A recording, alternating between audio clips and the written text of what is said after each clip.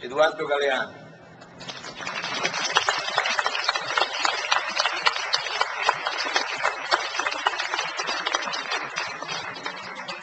Hola, buenas noches a todos. Ante todo, estoy moralmente obligado a contestar algunas viles calumnias de Gianni Minà. En primer lugar, Las Venas Abiertas no fue escrita hace 40 años, 30 y un poquito. Y en segundo lugar, eso de que yo soy irónico y sarcástico no corresponde a la realidad. Yo simplemente cuento las cosas que veo, las cosas que escucho.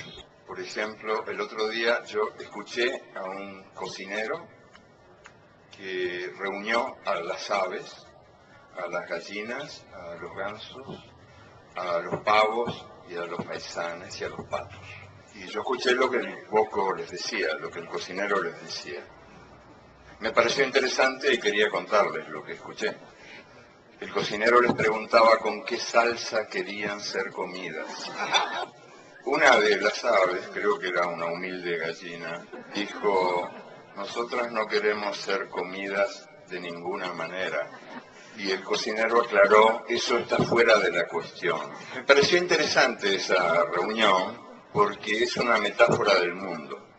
El mundo está organizado de tal manera que tenemos el derecho de elegir la salsa con la que seremos comidos. Dicen que es un mundo democrático, pero yo me pregunto hasta qué punto es democrático un mundo donde la soberanía se ha convertido, la soberanía de los países se ha convertido en un objeto de museo. Por ejemplo, por citar ejemplos concretos que me parece útil aportar, el organismo que gobierna a los gobiernos en el mundo de hoy, el Fondo Monetario Internacional, está dirigido por 5 países y da las órdenes a casi todos los países del mundo, salvo los países que dan las órdenes. Claro, que pueden ser sádicos pero no masoquistas. Possono essere sì sadici, ma certamente non masochisti.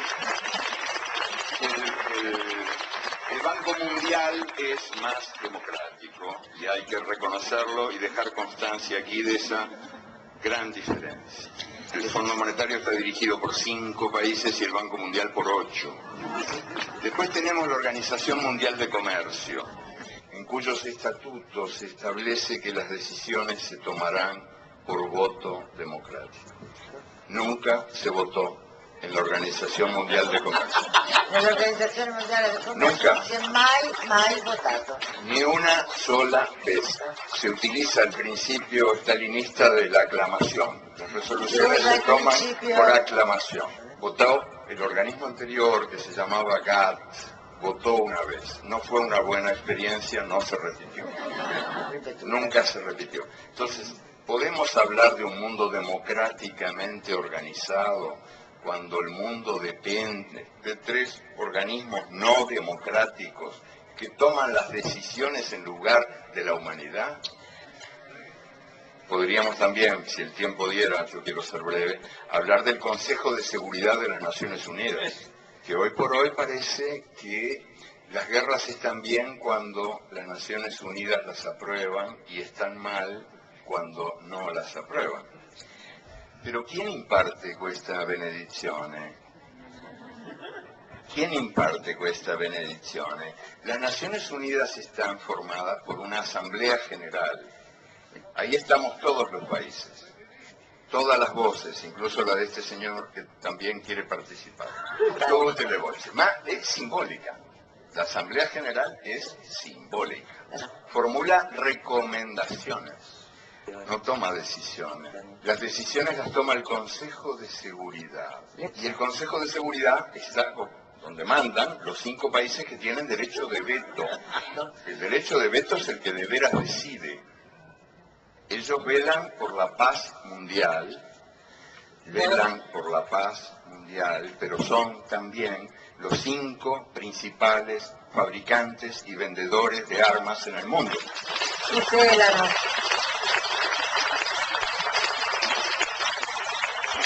Claro, Estados Unidos, Inglaterra, Francia, Rusia y China. Los 5 principales fabricantes de armas en el mundo son los que tienen a su cargo nuestra paz. Así nos va. Claro, o sea, hacen el negocio de la guerra, pero venden la paz también. ¿Dónde? ¿Cómo? A través, sobre todo, de los grandes medios de comunicación, que reproduce el sistema de poder en el mundo y que toman examen de democracia a cada país. Son grandes medios de comunicación que confunden la libertad de expresión con la libertad de presión y que han sido definidos con mano maestra por algún anónimo que en un muro escribió: nos mean y los diarios dicen llueve. El caso más claro, más escandaloso de manipulación de la opinión pública mundial es hoy por hoy el caso de Venezuela. En el teatro, en el gran teatro del bien y del mal, hay una distribución de funciones entre los ángeles y los demonios. Y Hugo Chávez es uno de los principales demonios.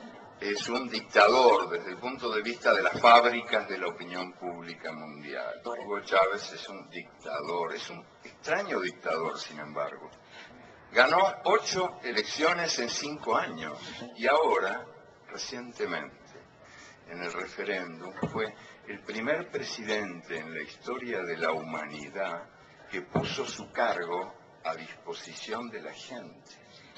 Y ganó 6-4, 60% contra 40%, en unas elecciones a las que yo asistí como observador. Y puedo dar testimonio de que fueron elecciones transparentes, donde por primera vez se logró evitar que votaran los muertos, que en Venezuela tenían la mala costumbre de votar, y que es una mala hábito, una negativa hábito, ¿no? Y también se logró evitar que cada persona votara varias veces, por el mal de Parkinson, que mucha gente ponía muchas veces votos en las urnas, ¿no? La misma persona. Entonces Venezuela es un país extraño, donde ocurre esto, y al mismo tiempo uno asiste a las denuncias por la falta de libertad de expresión. Uno enciende la televisión y en la pantalla de la televisión hay un señor que dice: aquí no hay libertad de expresión. Y uno enciende la radio y en la radio hay una voz que clama: aquí no hay libertad de expresión. Y uno abre el diario y hay un título enorme que dice en el diario: aquí no hay libertad de expresión. Hubo un solo medio de comunicación clausurado en Venezuela en los últimos 5 años, el Canal 8 de televisión. El Canal 8 de la televisión. Pero no fue clausurado por Chávez, sino por estos demócratas que tomaron el poder a través de un golpe de Estado durante 48 horas. Y en esas 48 horas cerraron todo. Cerraron la Asamblea General, anularon la Constitución. O sea, extraña dictadura y extraños demócratas, ¿no?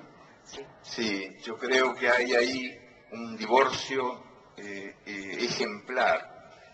El divorcio entre la realidad real y la realidad virtual que los medios muestran como única realidad posible. ¿Y cuál es la explicación de eso? Muy sencillamente, les cuento que en Venezuela había 5 millones de personas sin derechos cívicos, porque no tenían documentos, y los hijos no podían ir a las escuelas porque no tenían partida de nacimiento.